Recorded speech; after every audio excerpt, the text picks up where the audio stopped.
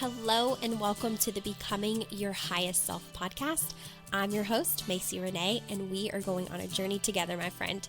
If you've been looking for a podcast geared towards your growth, self-awareness, navigating your brain's daily mind drama, and deep inner work to become your highest and best self, you are in the perfect place. Let's get started.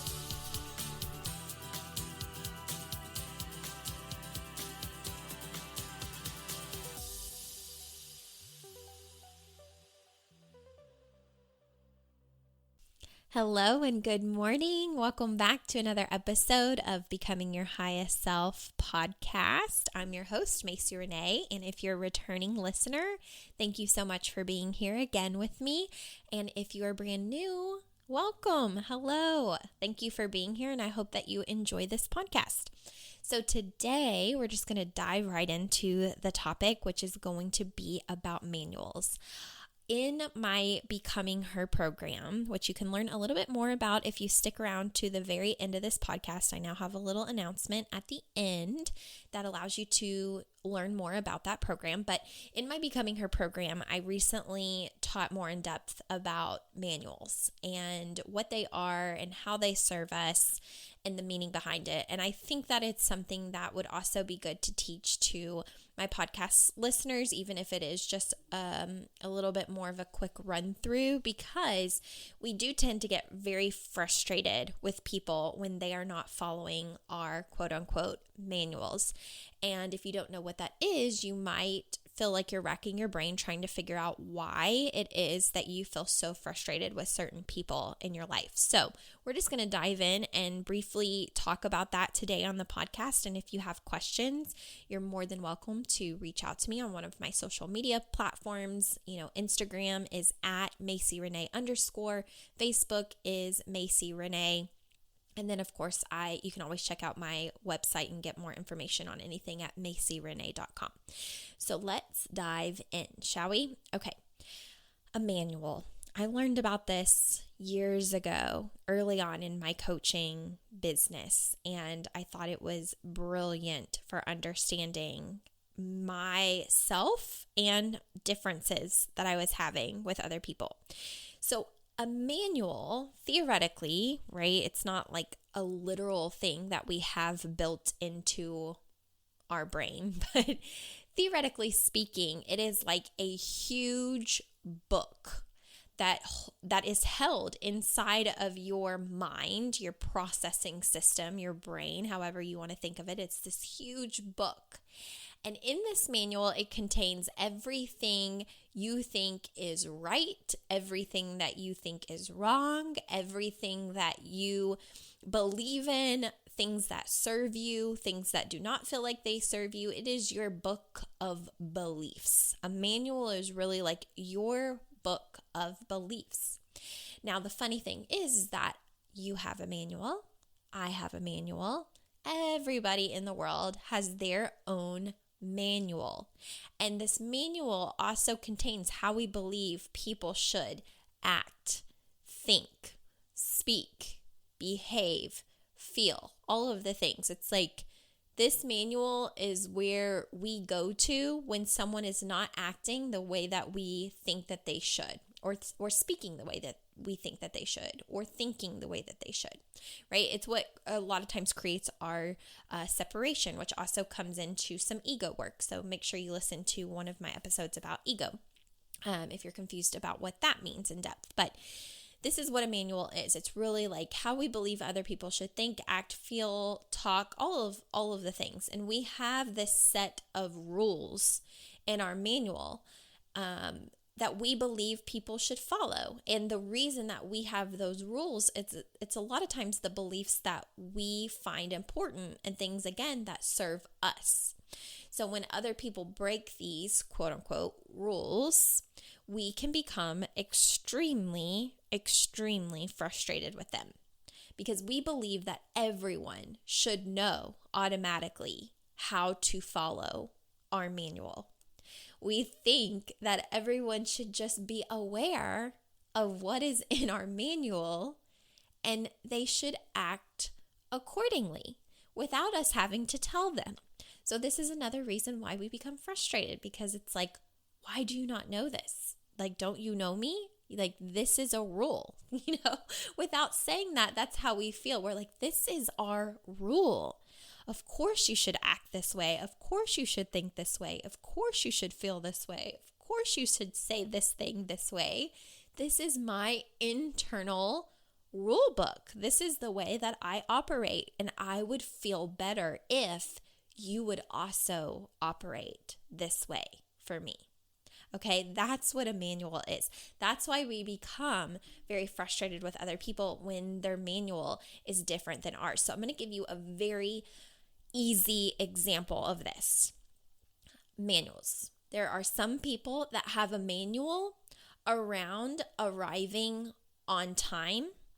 There are some people that have a manual around arriving early. And there are some people in life that have a manual around arriving late. If you are someone that arrives early, this means that your thoughts, your principles behind time is that you show up a few minutes, maybe even an hour early for whatever it is that you're going to do. If you have a manual around being right on time, this means that you like to make sure you're right on time for any event that's going on in life. And if you're someone that has a manual about being late, you roll in whenever you feel like it. And you probably are like, hey, everybody already knows that I'm going to be 20 minutes late, or I'm going to be 40 minutes late, or they should tell me to get there an hour early to make sure that I arrive maybe on time, because I always run late. Your manual is a lot of times what you do, what you believe in, how you act, what your view of the world is, right? Like what your patterns, your routines, and what your routines are. That's your manual. So in terms of time, I am someone that personally I like to be early for things, if not right on time, but most of the time I like to be early. I think I got that from my great grandpa who was military, and maybe even my papa who was not military, but really likes to leave early to make sure he's on time. He used to always tell me as a kid, like, you always leave early because if something happens, like you get a flat tire or your car breaks down or there's traffic or there's a wreck that holds you up, like you want to make sure that you're still on time and that you're honoring your word. And so I was taught really that being early was a practice that you would put in place to make sure that you were able to honor your word of being there on time should something go wrong. That was kind of the thought process. For my opa, it was like, no, in the military, if they say 3:00, you better be there by 3:00. And that's kind of the system I adopted, I think, because I tend to also be someone that has anxiety and gets anxious.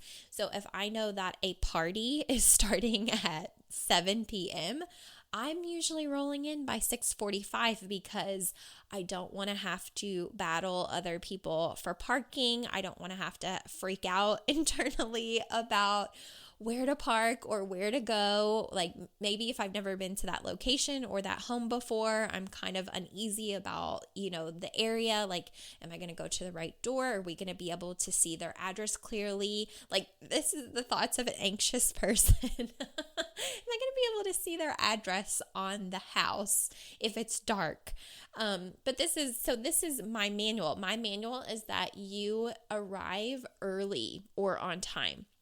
And I would say this is different for a lot of people that I'm very close friends with, or even my husband. My husband's manual is definitely you always arrive late. If someone's party is 7, he's going to be there probably at 7:02 if I'm on his back about it.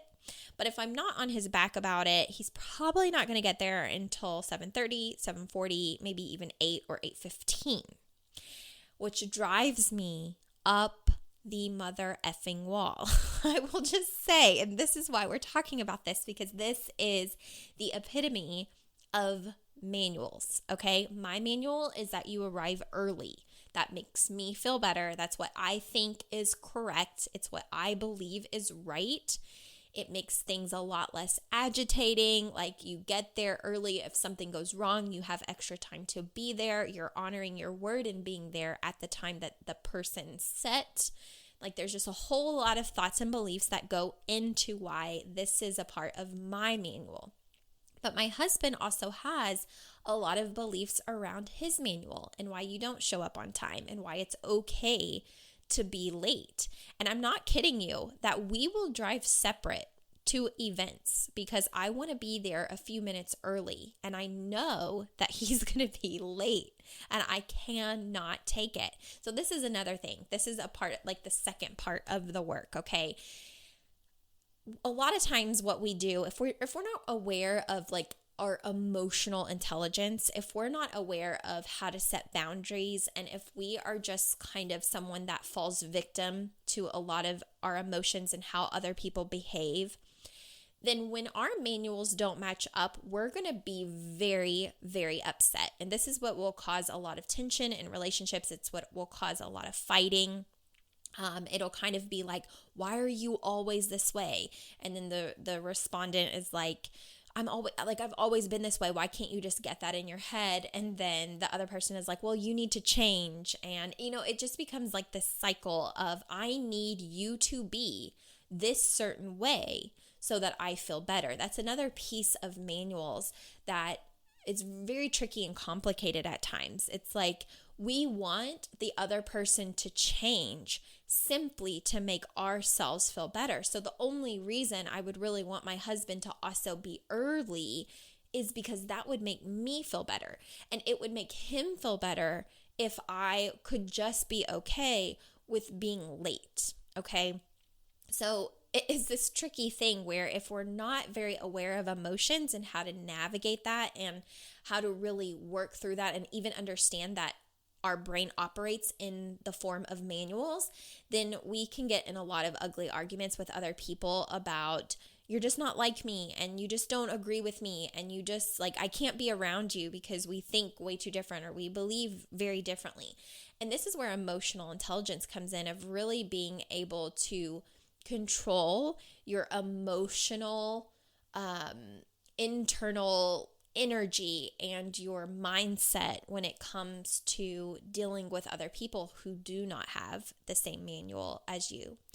So going back to this, we used to have arguments about this. Like prior to personal development for me and coaching, it was very frustrating for me. Like some days it still is, and I have to really get into, we have different manuals on what we think is okay. Like if something starts at noon, I want you there at 11:55, and if you're not going to be on time, I would really enjoy a text message stating, hey, I'm going to be 5 minutes late, 10 minutes late, 20 minutes late, 30 minutes late. And then for me, the situation is diffused immediately, just FYI. So this is another thing in my manual, right? Like if you're going to be late, that's fine. I can be forgiving of that. But please send me a text message letting me know so that I'm not just sitting there. And this is where boundaries can come in because, again, going back to that emotional intelligence of making sure that you're able to respond in a mature fashion, but also, create an expectation so that you're not always frustrated with your friend or your significant other. It's like being able to create healthy boundaries, even with the manuals, because wanting someone to change who they are, like you don't want anybody trying to change who you are. But a boundary can be very helpful because it's not saying you need to change in order for us to coexist. It's saying that I have this manual, I have this rule book, I have this thing that is really important for me to follow in my life. And this is a boundary that I would like to put in place so that way if this boundary is broken, I can give myself permission to leave or permission to whatever the permission is. So for this example, let's say that two friends are going to go to lunch and you have one friend that has a manual of wanting to be early and you have another friend that has a manual of always being late. And let's say they're supposed to meet at 3:00 for lunch. and the friend that's always early gets there at 2:45. They're 15 minutes early for lunch. The friend that's late doesn't roll in until about 3:30. And that friend that got there early is fuming, so much so that they can't really even enjoy lunch because they're just so upset with this friend that's late that they're very, very frustrated. And the friend that's late, let's just pretend that they didn't send a text. They didn't let that friend know that they were going to be late. They just, in their manual, they're like, I'm just always late. That's just who I am. So that's what it is, right? And so this friend that gets there early is like, what in the world? I've been waiting for you forever. I'm starving. I didn't even know that you were coming. And then you do show up, but it's way late. Like I almost left. I didn't even hear from you. You didn't call. You didn't text me. I think that's extremely rude. And the friend that's always late is like, girl, I'm always late. That I I was coming. I never stand people up. Maybe they have a manual. I never stand people up, but I am always late. And so the work here would be to set a boundary, set a very powerful boundary for that friend that's early, right? Of, hey, listen, I love you. I love you. That's why we have lunch. I love setting up lunch. I love talking to you. But if lunch is set for 3:00, I'm typically early, and I know that you typically run late. So here's the deal.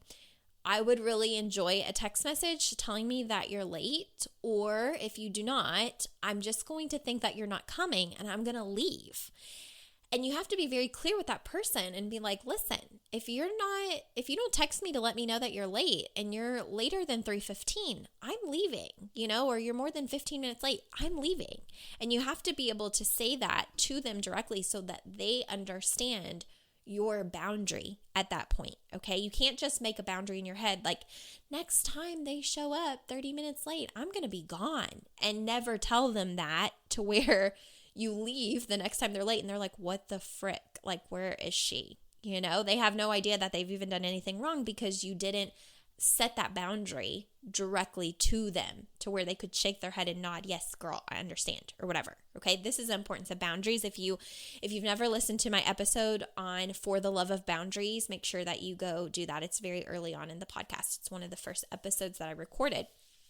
But in this situation, you would want to say, girl, I love having lunch with you. I really do. But, I always get here early, and I do get a little bit frustrated when people are late, especially if they do not text me. So if you're ever going to be more than 15 minutes late, I would really appreciate a text. Otherwise, I'm just going to leave 15 minutes into the time that you're supposed to be here. And they need to be able to really hear you and, nod and say, yes, girl, I understand. I understand. So that way, the next time you set lunch at 3:00 or whatever time it is, if it rolls around being 3:15, 3:16, 3:17, you've now left to honor your boundary, right? If they haven't texted you, you've left. And if they arrive at 3:30 wondering where you're at, you can say, I left. I let you know that if you were going to be more than 15 minutes late without a text message, that I was going to leave, because you have a manual around your time. What you think is respectful, what you think is disrespectful, just like they have a manual on their time. They may not think being late is disrespectful. And it doesn't mean that they have to change who they are. And it doesn't mean that you have to change who you are. It means that when our manuals are different in life, we have to be open to seeing that and put things in to practice that allow us to coexist as who we are without needing other people to necessarily change. Putting a thing such as a boundary in place is saying, I see you for your manual, but I also have mine, which is your book of beliefs and thoughts and how people should act and think and feel and all of the things, right? I have beliefs about this. And so if I'm not expecting you to change, but I will have to set a boundary in place to protect myself, my energy, my time, because blah, blah, blah. That's where boundaries come in this instant. So your manual really comes in as a self-serving mindset and belief for how you feel that other people should act. And it all comes down to what makes you feel good and what makes you feel better. So it's like when people are early like me, I feel better. And when people aren't early like me, I start to have some thoughts about it. I start to get frustrated, and I might start to feel some negativity. And I might think things like they're disrespectful or they don't respect my time. And if I'm not addressing that, if I don't have the emotional intelligence to address that, and I'm just letting myself be bothered, and I'm not really focused on, this is who they are, this is their manual, and we have different beliefs, then that's where wedges get drawn in a relationship. It's like kind of the wedge gets put into the relationship, and it becomes difficult to coexist with that other person. But if instead I'm like, you know what, this is who they are, I'm aware of my own manuals, I'm aware that this is a different belief system, this is a different way that I think people should act, think, and feel and behave. And so if this really, really, really bothers me and I'm not able to get over it, it's not that I have to completely ignore this person or, keep them out of my life. It's that I need to be willing to sit them down and have a boundary of, this is what I expect, or this is what I prefer, like when we set a lunch date, for example, whatever. And if you're going to be late, that's okay. I still love you, but I also want you to know that I have other things that I would like to be doing too with my time. So I'm going to leave if you don't text me and let me know that you're late. Or if you're always going to be late, like, I want an estimated time of arrival or whatever it is. It doesn't have to just be around time. It doesn't just have to be around lunch dates. It can be anything. Think of the differences between you and other individuals, right? Especially on like kind of a minor scale, when just little things bother you, like you don't load the dishwasher the way that I like you to load the dishwasher, or you don't park close enough the way that I want you to park close enough, and someone else has a manual for parking far away because they don't want their car dinged, and you're frustrated with them because they park far away and you would park closer, and now you're in like this little stupid argument about what you think they should do. And you want them to change because it would make you feel better. That's another example of a manual, right? You want them to load the dishwasher the way that you would load it because that's your manual. You want people to automatically say, it's okay that you're upset. You're allowed to feel what you feel because that's how you would do it.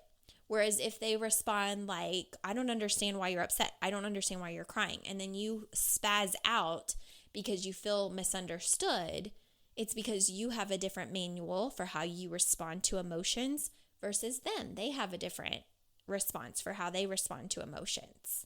And a lot of times we are trying to change other people so that they fit our manual so that we feel better. And you have to have very strong emotional intelligence to be able to move through this.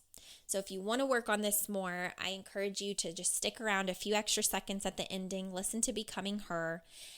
In this coaching container, it's lifetime. Once you make the investment, you have access to it for a lifetime. I'm in there talking about all the topics you hear on this podcast and more. I give you 2 coaching calls, one-on-one coaching calls with me for 30 minutes a piece per month. It is where my business is transitioning, just to give you an FYI, that everything that I do as a coach from a group standpoint will always be in Becoming Her, because I want to build this to be a very large community of women that are all focused on becoming their highest self, becoming her, the woman that has it all, can do it all, has strong emotional intelligence, understands how to do the inner work, self-mastery. That's what Becoming Her is really about, is self-mastery, so that you can go out and create the life that you want because you know how to handle yourself in every situation that comes your way. So I have such a big dream of this being a huge community one day with hundreds, if not thousands of women.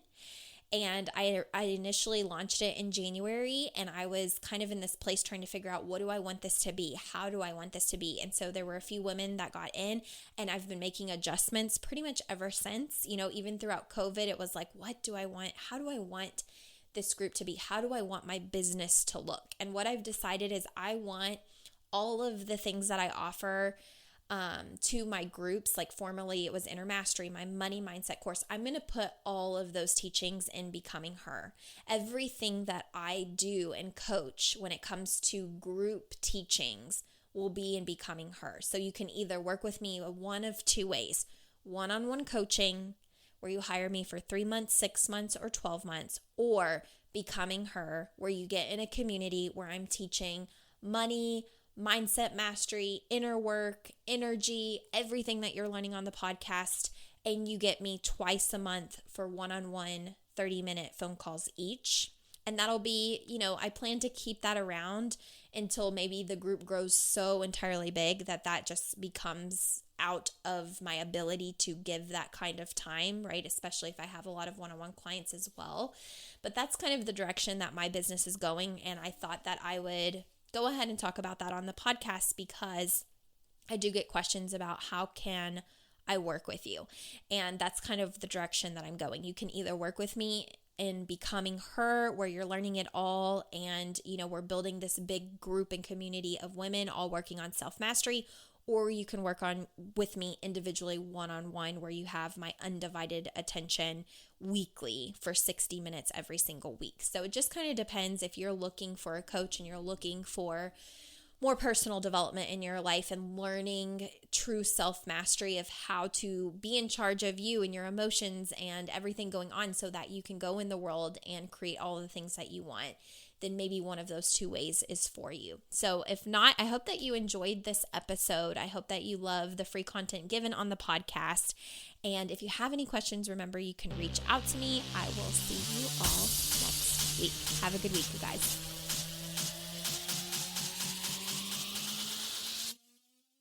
Hey girl, did you know there's a place for you to continue this work outside of the podcast? Well, there is, and it's called Becoming Her. This is my online and ongoing coaching container for self-mastery. Everything takes place online and is the best value for your investment if you're wanting to work with me. This is for women that want to create lasting change by learning how to master themselves, their energy, their mindset, and how to do the deep inner work. It's a growing community where you're supported for life with live online trainings, access to all previously recorded content, and 2 one-on-one coaching calls with me per month. It's an investment where you can rest assured you'll have everything you need at your fingertips, and where there's one primary goal: becoming your highest self. If this has been something you're looking for, join us and be a part of the growth. You can find out more information on MacyRenee.com.